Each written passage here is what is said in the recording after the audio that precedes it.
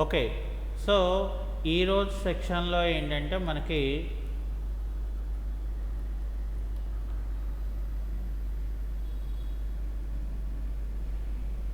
Next topic ఏంటంటే మనకిక్కడ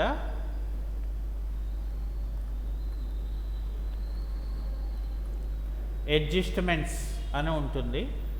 అంటే at the end of the ఇయర్‌లో మనం బుక్స్‌ని కొన్ని క్లోజ్ అవుతాయి, కొన్ని క్లోజ్ అవ్వవు. సో, అలాంటి వాటికి మనం ఏ రకంగా మనం బుక్ని క్లోజ్ చేయాలి అని చెప్పేసి కొన్ని అడ్జస్ట్‌మెంట్ వాచెస్ అనేది మనం ఇక్కడ రాసుకోవాల్సి ఉంటుంది. ఫర్ ఎగ్జాంపుల్ నాకు ఇక్కడ ఫస్ట్ ఏముంటుందంటే ఇక్కడ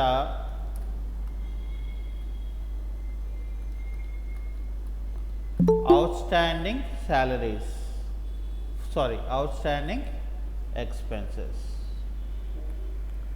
అయితే అవుట్స్టాండింగ్ ఎక్స్పెన్సెస్ అంటే ఏంటి? మనం ఆ ఎక్స్పెన్స్ అనేది పే చేయాలి, అంటే మనం ఇంకా పే చేయలేదు. అంటే ఏం చేయాలి? మనం ఆ పర్టికులర్ ఎక్స్పెండిచర్ అకౌంట్కి యాడ్ అవ్వాలి. ఆ తర్వాత అది ఏమవుతుంది, మళ్ళీ మనకి కరెంట్ లయబిలిటీలో మనం రాసుకోవాలి. సో అందుకనే ఇక్కడ అవుట్స్టాండింగ్ ఎక్స్పెన్సెస్కి అండర్ ఏమవుతుందంటే current liability.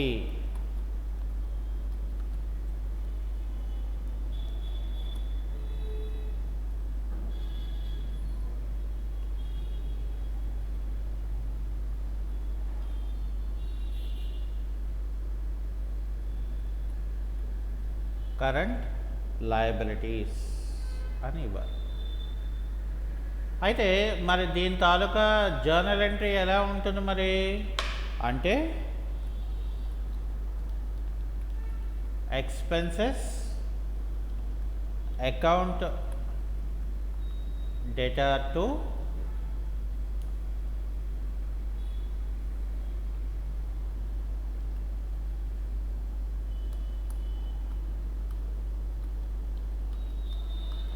Outstanding expenses account అని మనం దీన్ని రాయవలసి ఉంటుంది. అంటే ఒకవేళ అది ఎయిదర్ డైరెక్ట్ ఎక్స్పెండిచర్ మీద కానీ లేదు అంటే ఇండైరెక్ట్ ఎక్స్పెండిచర్లో కానీ మనకి రావడానికి ఎక్కువ ఛాన్స్ మనకి ఉంటుందన్నమాట. సో అలా ఉన్నప్పుడు ఏం చేస్తామంటే కంపల్సరిగా మనం ఈ యొక్క ఎంట్రీని మనం రాయవలసి ఉంటుంది. ఓకే, అంటే ఇక్కడ మనం మెయిన్గా డిపెండ్ ఆన్ ద సిచ్యువేషన్ బట్టి దాన్ని మనం క్రియేట్ చేసుకోవాల్సి ఉంటుంది. ఇది మనకి ఏంటంటే చాలా చాలా ఇంపార్టెంట్ అని మనం చెప్పుకోవచ్చు.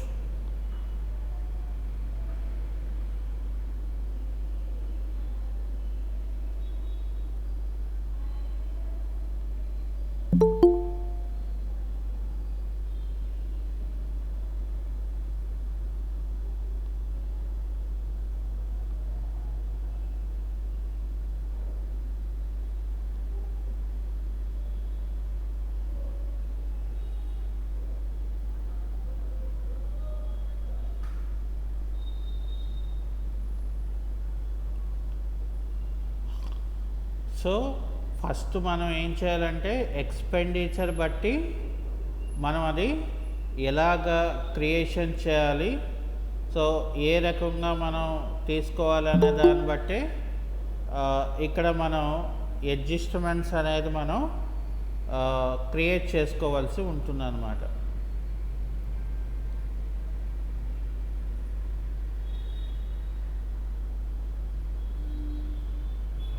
ఓకే, సో దీని తర్వాత మనకి నెక్స్ట్ వచ్చేసేది ఏంటంటే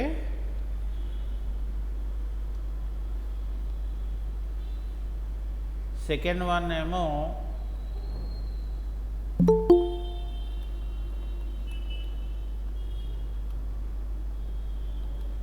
ఎక్రూడ్ ఇన్కమ్స్. ఏంటి సెకండ్ వన్? ఎక్రూడ్ ఇన్కమ్స్ అని అంటారు.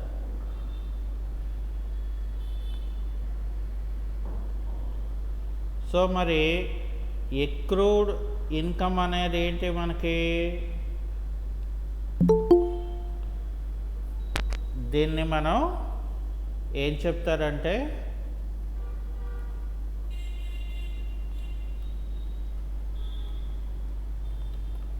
Out standing incomes.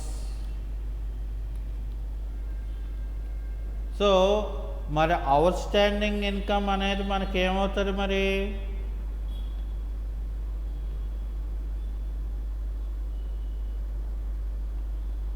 Out standing income అనేది మనకి it will come under current asset.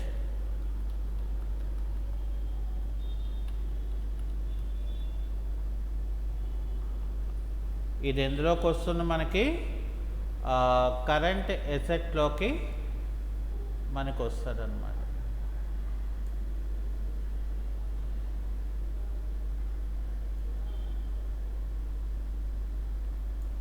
Okay. So ఇక్కడ మనకి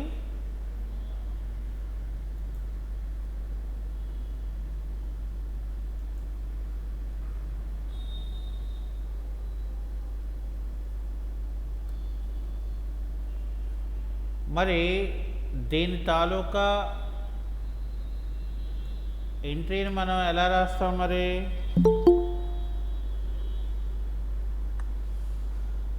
ఇప్పుడు ఏం రాయాలంటే మనం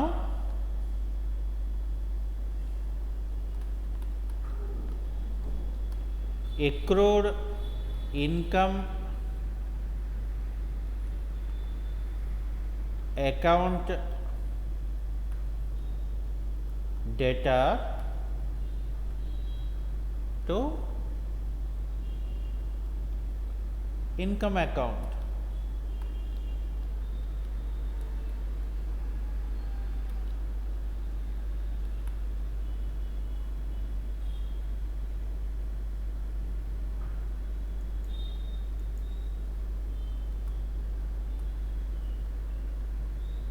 సో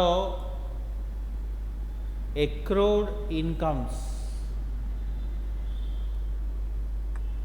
అంటే మనకి యాక్చువల్గా మనం ఎర్న్ చేసాం ఇన్కమ్, కానీ అది రాలేదు ఈ సంవత్సరం. సో అలాంటప్పుడు ఏం చేస్తామంటే ఇక్కడ చూడండి, ఇక్కడ అవుట్ స్టాండింగ్ అంటే యాడ్ చేయడానికైతే క్రెడిట్లోకి వచ్చింది, కానీ ఇక్కడ ఏం చేయాలి మనం? ఆ ఇన్కమ్ ఏదైతే ఉందో రావాల్సి ఉంది అని మనం అక్కడ స్పెసిఫికేషన్ ఇవ్వాలి. అర్థమైందండి? సో ఇది అయిపోయిన తర్వాత ఇక మూడోది నెక్స్ట్ వన్ ఏంటంటే మనకి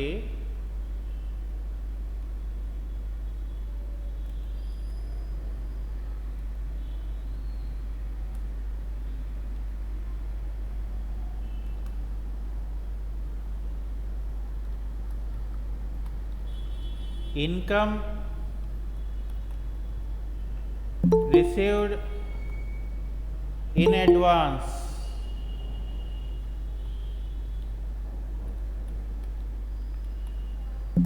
ఇక్కడ మనకి ఏటవుతుంది? ఇన్కమ్ రిసీవ్డ్ ఇన్ అడ్వాన్స్ అయింది అంటే ఏంటి? మనం ఇంకా వర్కే చేయలేదు, మనకి అమౌంట్ అనేది వచ్చేసింది. అర్థమవుతుందా? అంటే income received in advance. So కాబట్టి దీన్ని మనం ఏం చేయాలి? మనం అంటే దీని తాలూకా అండర్ మనం ఏం ఇవ్వాలంటే ప్రీపెయిడ్, వీటిని ప్రీపెయిడ్ ఇన్కమ్స్ అంటారు.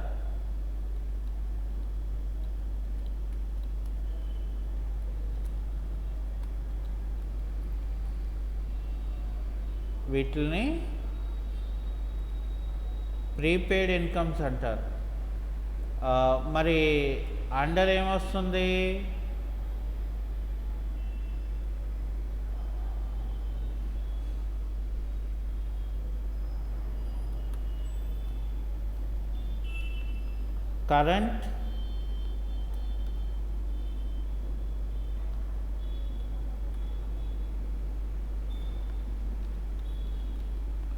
కరెంట్ లయబిలిటీస్లోకి వస్తుంది.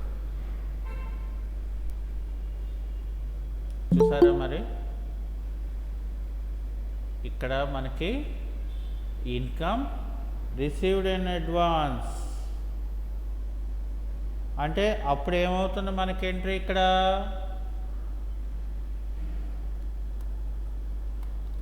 ఇన్కమ్ అకౌంట్ డెటార్ టు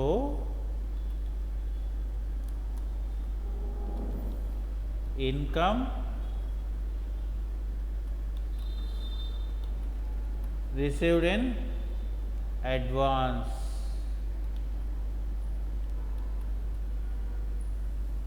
అర్థమైందండి?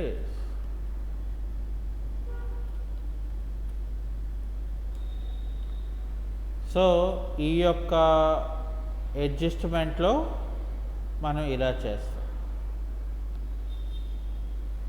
ఇంకా దీని తర్వాత మనకి నెక్స్ట్ వచ్చేసరి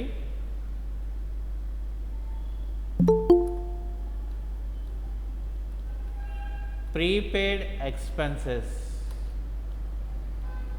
అది ఏదర్ డైరెక్ట్ ఎక్స్పెన్స్ అవ్వచ్చు లేదా ఇండైరెక్ట్ ఎక్స్పెన్స్ అవ్వచ్చు. అప్పుడు మనకేమవుతుంది ఇక్కడ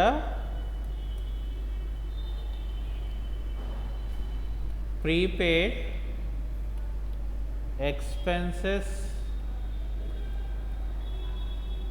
అకౌంట్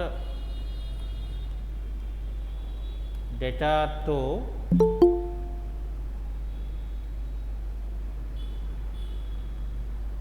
ఎక్స్పెన్సెస్ అకౌంట్.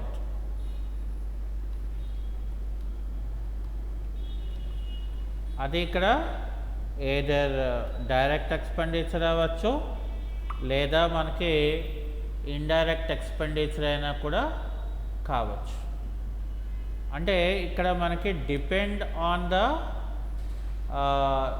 కమాండింగ్ దాన్ని బట్టి మనం ఎలాగ వర్క్ చేయాలి అన్నది ఇక్కడ మనకి చాలా ఇంపార్టెంట్ థింగ్ అవుతుంది అన్నమాట. ఓకే, సో దీని తర్వాత నెక్స్ట్ వచ్చేసరి మనకి ఇక్కడ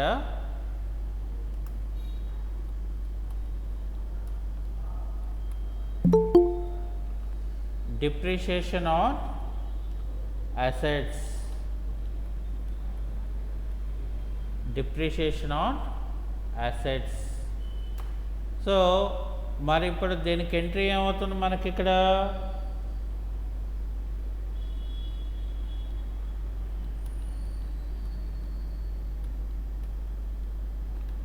డిప్రిషియేషన్ అకౌంట్ డేటా టు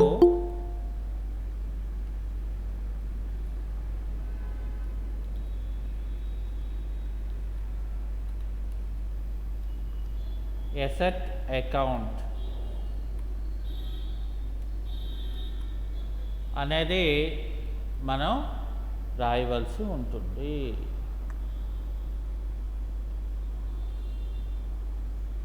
అంటే డిప్రిషియేషన్ అనేది ఏంటి మనకి లాస్ కాబట్టి డిప్రిషియేషన్ ఆన్ అసెట్స్ అనేది మనకి ఇక్కడ ఏమవుతుంది మనకి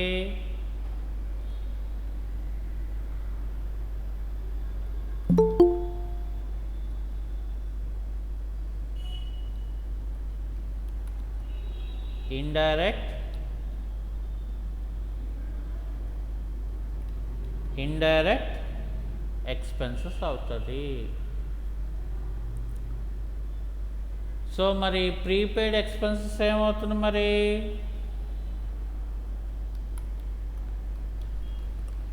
కరెంట్ అసెట్ అవుతుంది.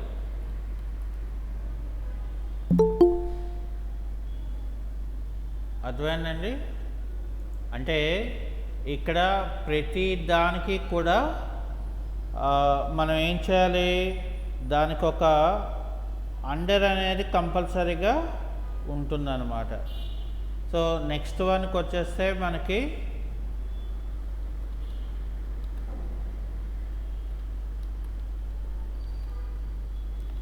Appreciation on assets. Appreciation on assets. Appreciation on assets అనేది మనకేమవుతుంది,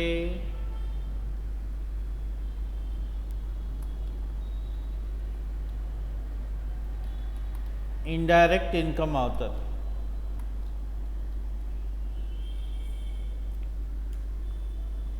ఓకే, సో దీనికి మనం ఏం చేయాలి, ట్రాన్సాక్షన్ అనేది ఎలా రాయాలో తెలియాలి.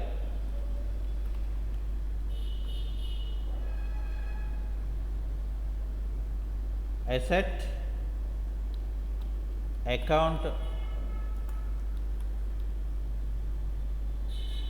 Debtor to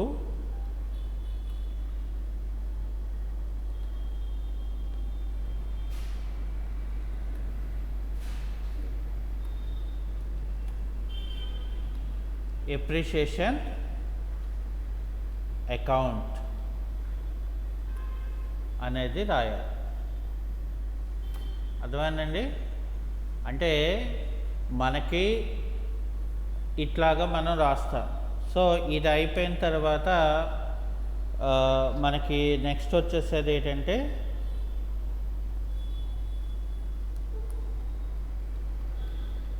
interest on loan. Next వచ్చేసేది ఏంటి, ఇంట్రెస్ట్ ఆన్ లోన్ అనేది వస్తుంది. అర్థమైందండి? సో ఇంట్రెస్ట్ ఆన్ లోన్ అనేది అండర్ ఏమవుతుంది మనకి,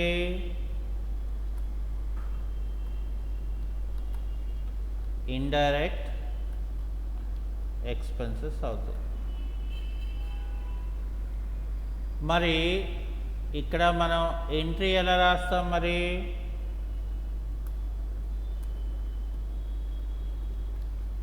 ఇంట్రెస్ట్ ఆన్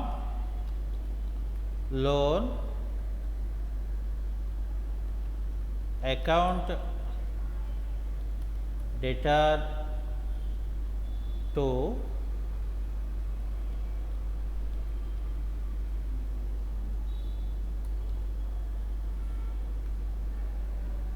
లోన్ అకౌంట్.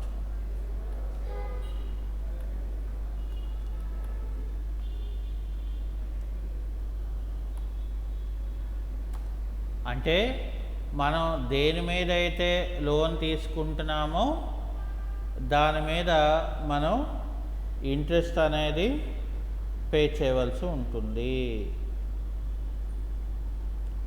అలాగే నెక్స్ట్ వన్ మనకి interest on drawings. Interest on drawings. So మరి ఇంట్రెస్ట్ ఆన్ డ్రాయింగ్స్ ఏమవుతుంది మనకి,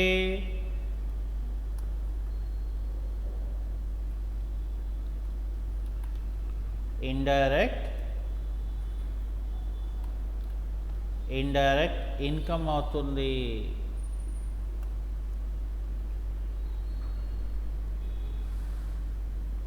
ఇండైరెక్ట్ ఇన్కమ్ అవుతుంది.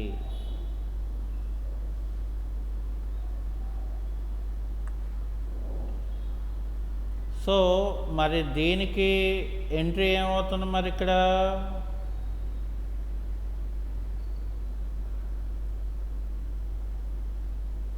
ఇక్కడ మనం ఎంట్రీకి వచ్చేసరికి drawings account debtor to interest on drawings,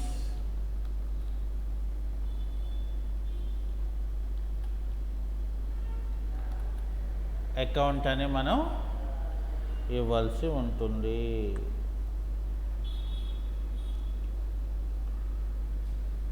okay,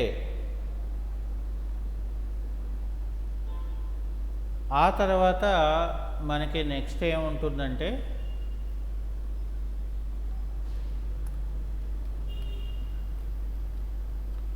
bad dates. So bad dates అంటే ఏంటి? రాని బాకీలు. కాబట్టి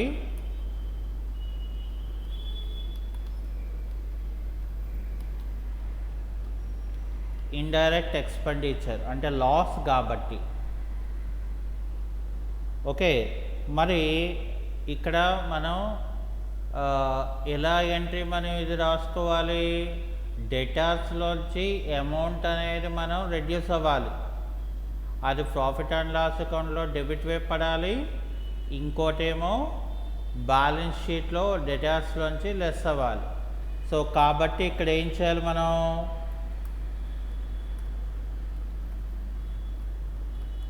bad dates account debtor to datas account.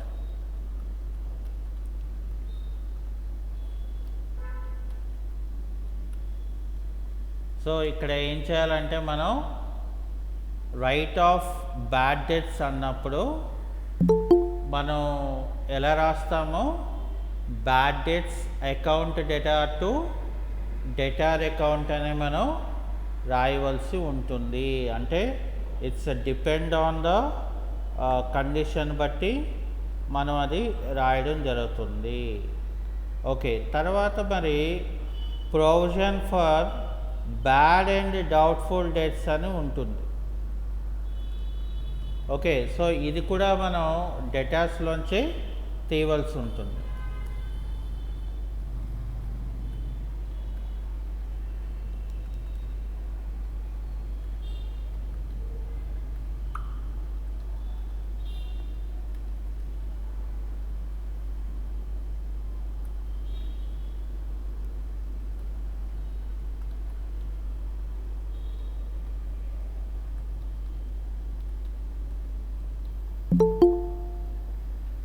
Provision for bad and doubtful debts అంటారు. సో దీన్ని మనం ఎలా రాసుకుంటారు? మరి ఇది కూడా డేటార్లోంచి మనం తీసేయవలసిందే. సో కాబట్టి provision for bad and doubtful debts account debtor to ఇక్కడ ఏం రాయాలి మనం?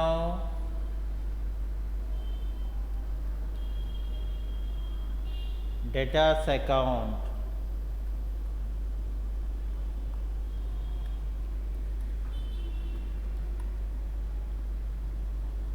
సో అంటే ఇక్కడ మనం వీటిలన్నిటిని ఏమంటారంటే స్కెలిటన్ ఎంట్రీస్ అని అంటారు. ఏమంటారు వీటిని? స్కెలిటన్ ఎంట్రీస్ అని అంటారండి. అంటే ఇక్కడ ఫస్ట్ మనకి ఇక్కడ చూడండి, ఇందులో అవుట్ స్టాండింగ్ ఎక్స్పెన్సెస్ కాబట్టి ఎంట్రీ ఎలా రాసాం మనం? Expenses account data to out standing అంటే ఎక్స్పెండిచర్కి ఇది యాడ్ చేసి మళ్ళీ మనం బ్యాలెన్స్ షీట్లో అవుట్ స్టాండింగ్లో పడుతుంది. అలాగే ఎక్రూడ్ ఇన్కమ్స్ అంటే ఏంటి? ఇన్కమ్ అనేది మనకి రాలేదు, అరేంజ్ చేసాం. సో రాలేదు కాబట్టి మనం ఎంత రావాలి అని ఉంటుందనే దాన్ని మనం కరెంట్ అసెట్లోంచి మనం అంటే కరెంట్ అసెట్ అని మనం చెప్తాం. సో అందుకని ఇక్కడ ఏమవుతుంది? Accrued income account data to income account అనేది మనం అంటే ఇన్కమ్ అకౌంట్కి ఏం చేయాలి మనం? అది ఎంత రావాల్సి ఉన్నదో మనం లెస్ చేసి చూపిస్తాం. ఇక్కడ లెస్ చేసి అక్కడ రావాల్సి ఉన్నది అన్నదాన్ని. అలాగే ఇక్కడ కూడా మనం ఏం చేస్తాము, ఇన్కమ్ రిసీవ్డ్ ఇన్ అడ్వాన్స్ అంటే మనం వర్కే చేయలేదు కానీ మనకి ఏంటంటే ఆటోమేటిక్గా మనకి వచ్చేసింది అమౌంట్. మరి అది ఏమవుతుంది, మనకి వర్క్ చేయలేదు అనుకోండి, అది మరి కరెంట్ లయబిలిటీ అయిపోతుంది కదా. సో అందుకని ఇక్కడ ఏం చేయాలంటే మనం జనరల్గా financial year at the end of the financial ఇయర్లో మనకి బుక్స్ ఆఫ్ అకౌంట్స్ని రకరకాలుగా మనం క్లోజ్ చేస్తూ ఉంటారు. సో అవన్నీ కూడా ఇక్కడ మనకి డిఫరెంట్గా మనకి వస్తుంటాయన్నమాట. సో ఇవన్నీ కూడా మనం ఫస్ట్ తెలుసుకోవాల్సి ఉంటుంది.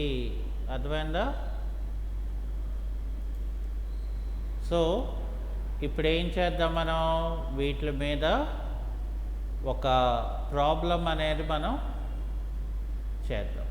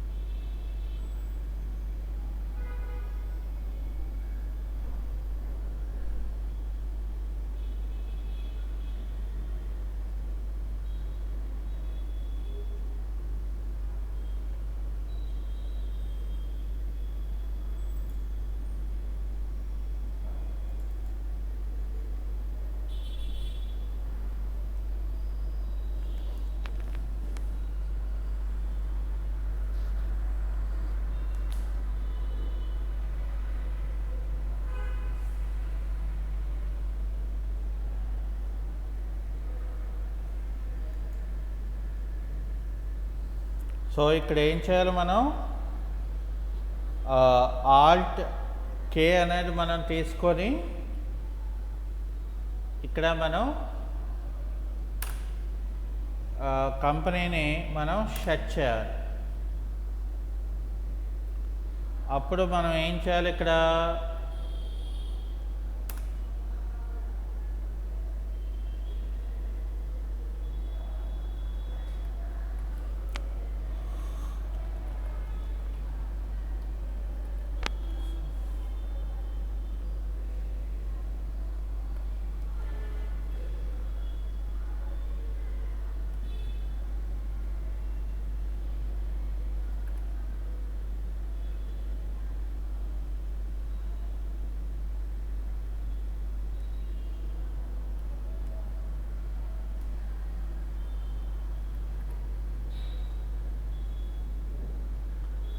ఓకే.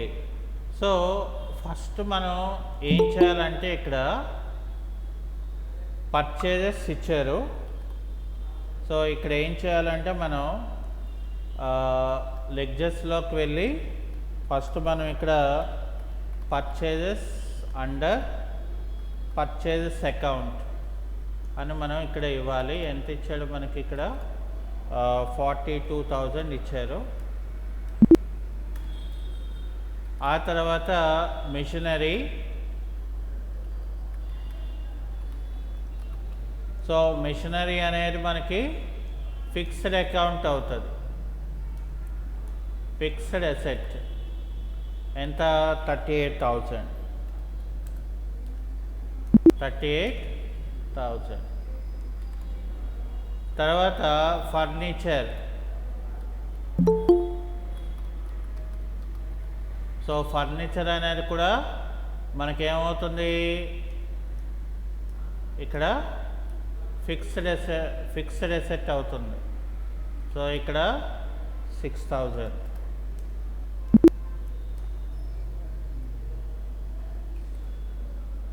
తర్వాత మనం అడ్వర్టైజ్మెంట్స్ అని ఉంది.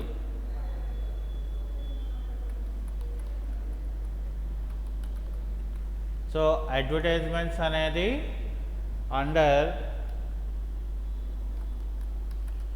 ఇండైరెక్ట్ ఎక్స్పెండిచర్ అని మనం ఇవ్వాలి. ఇక్కడ మనకి 1,400 అనేది ఉంది. దాని తర్వాత ఆడిట్ ఎక్స్పెన్సెస్.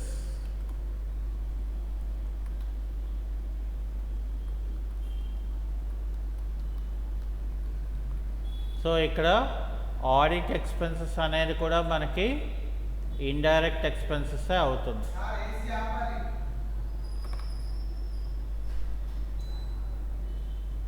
ఇక్కడ ఆడిట్ ఎక్స్పెన్సెస్ అనేది ఏమవుతుంది, 800 అవుతుంది.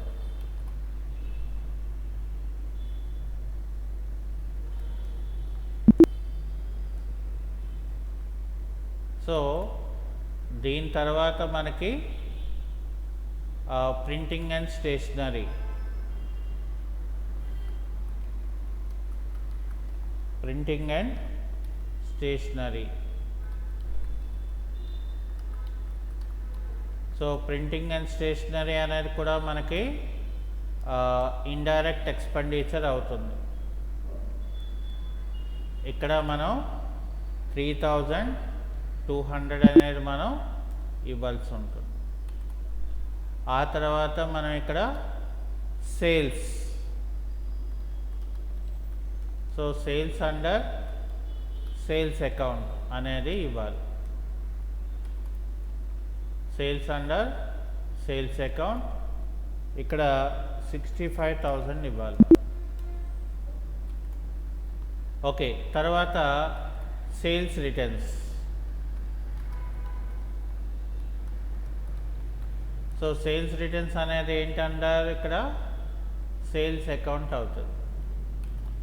ఇక్కడ మనకి ఎంత ఇచ్చాడు సేల్స్ రిటర్న్స్ అనేది 1,500 ఇచ్చాడు.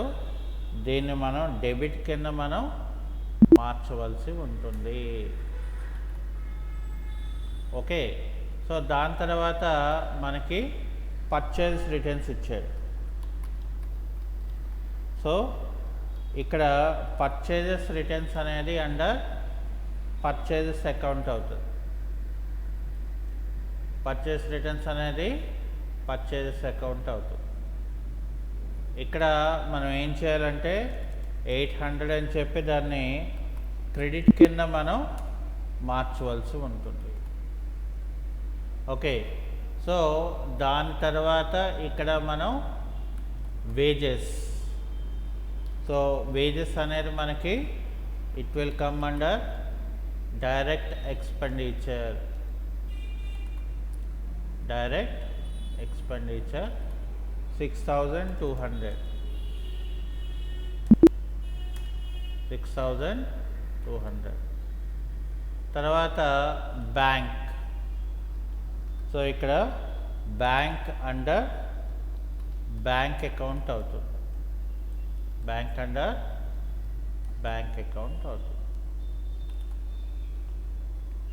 సో ఇక్కడ ఏం చేస్తామంటే మనం 12,000 అనేది ఇస్తాం. Next one bills payable. Bills payable under current liability. Bills payable under current liability 8,000.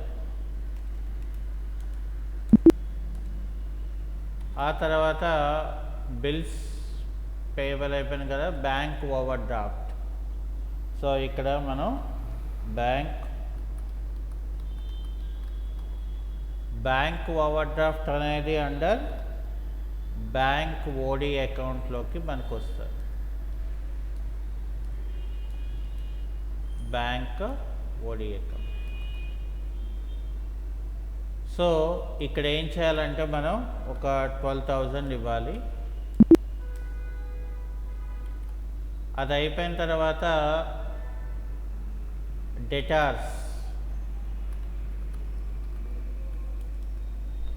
Debtors under sundry debtors.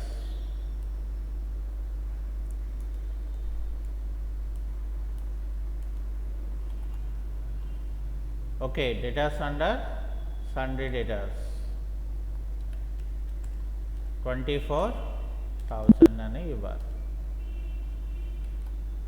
తర్వాత creditors.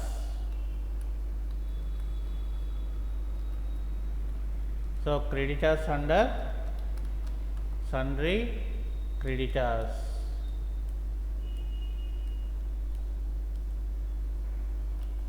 Creditors under sundry creditors.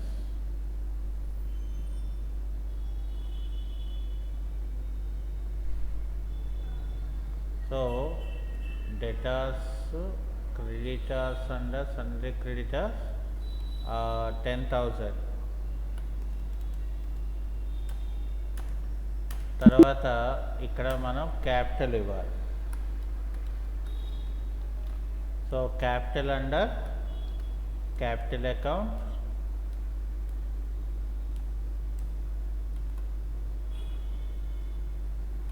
80,000.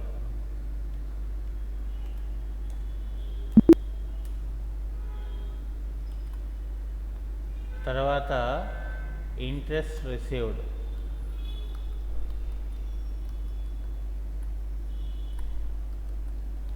So interest received అనేది అండర్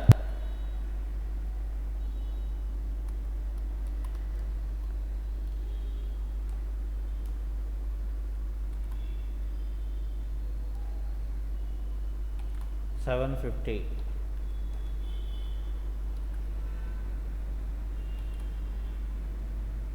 అలాగే land and buildings.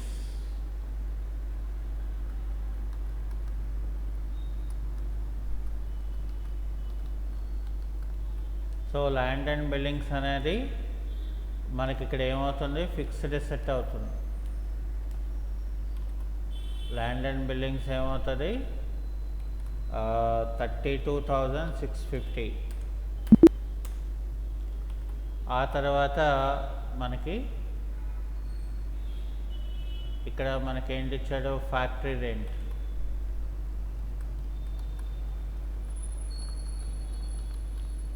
Factory rent under direct expenses.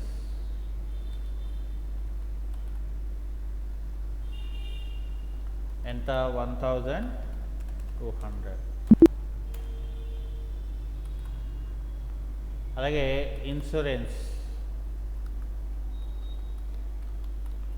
Insurance అనేది under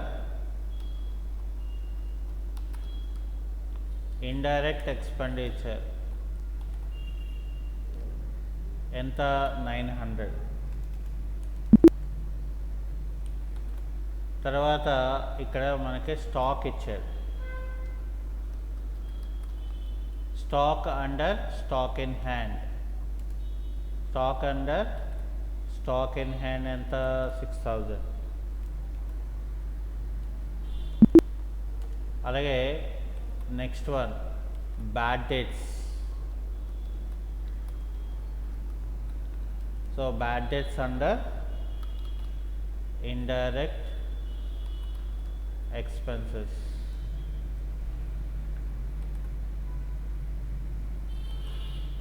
$700. So ఇక్కడ మనకి ఏమైందంటే both debit and credit అనేది ఇక్కడ equal అయిపోయింది. ఇంకా దీని తర్వాత మనకి నెక్స్ట్ వచ్చేసరి ఇక్కడ మనకి అడ్జస్ట్మెంట్స్ అని ఇచ్చాడు. ఇందులో క్లోజింగ్ స్టాక్ ఎంతట ఒక 20,000 ఇచ్చారు. సో కాబట్టి క్లోజింగ్ స్టాక్ని మనం ఎలా పోస్ట్ చేయాలి ఇందులో అనేది తీసుకుంటే ఫస్ట్ మనం ఏం చేయాలంటే స్టాక్ అనేది at the end of the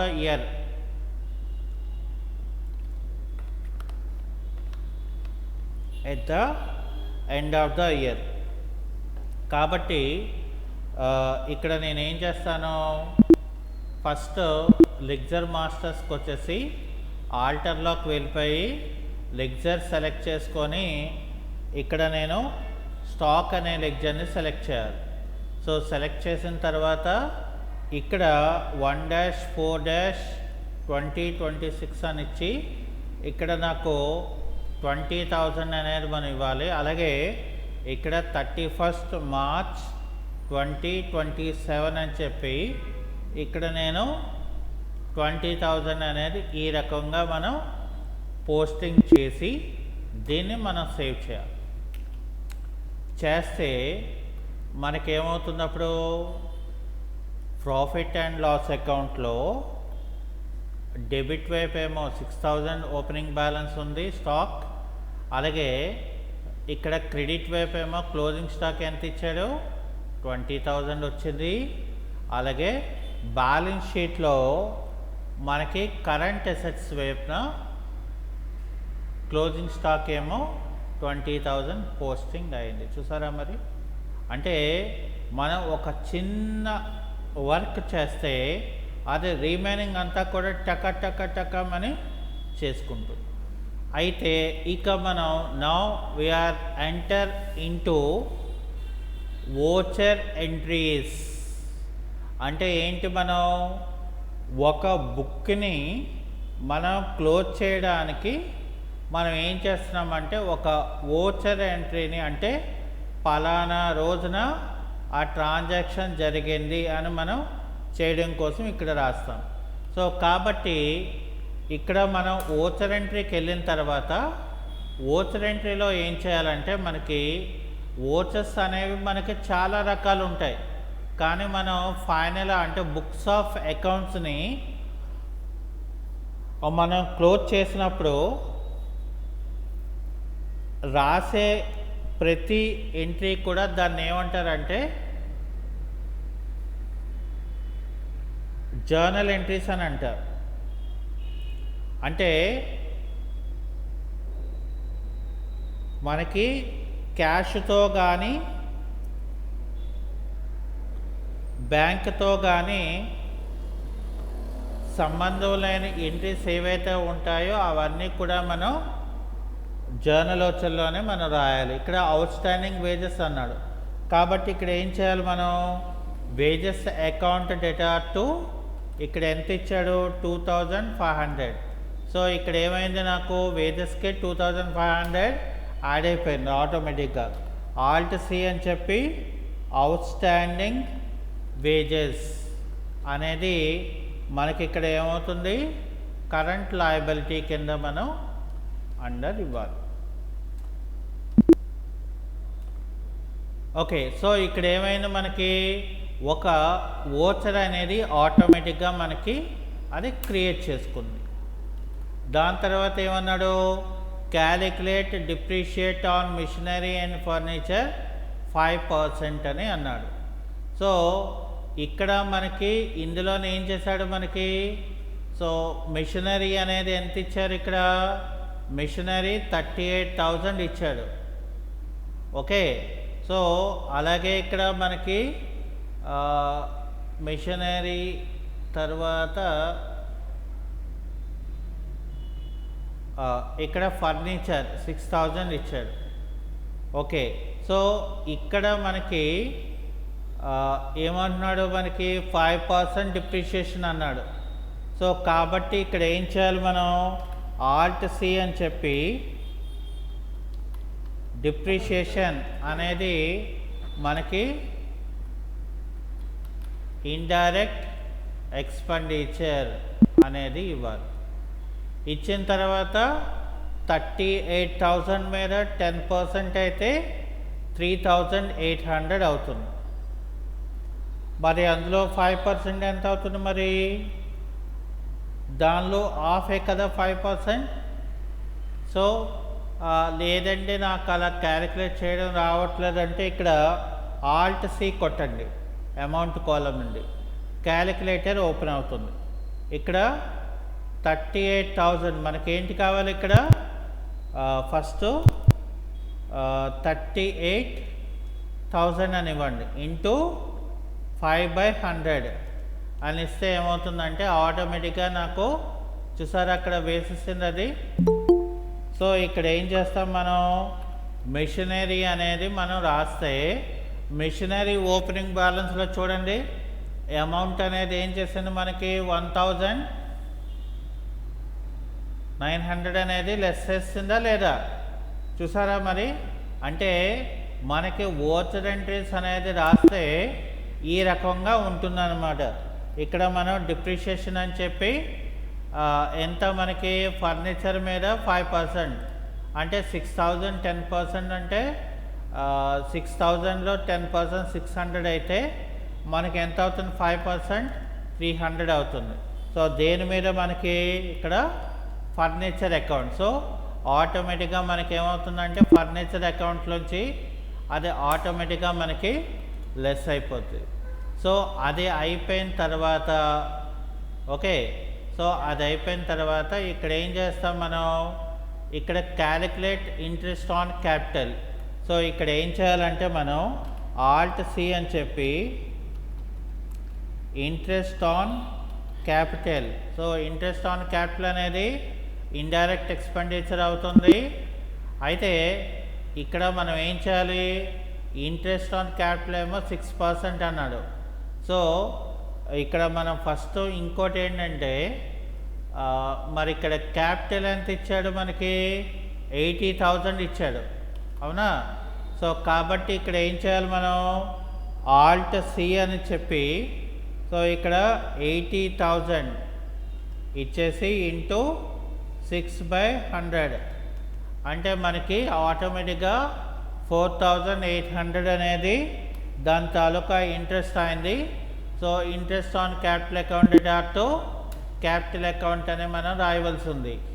so అది అయిపోయిన తర్వాత మనకి ఇక్కడ ఏముంది? Provision 5% reserve for bad and doubtful debts అని మనకి ఇచ్చాడు.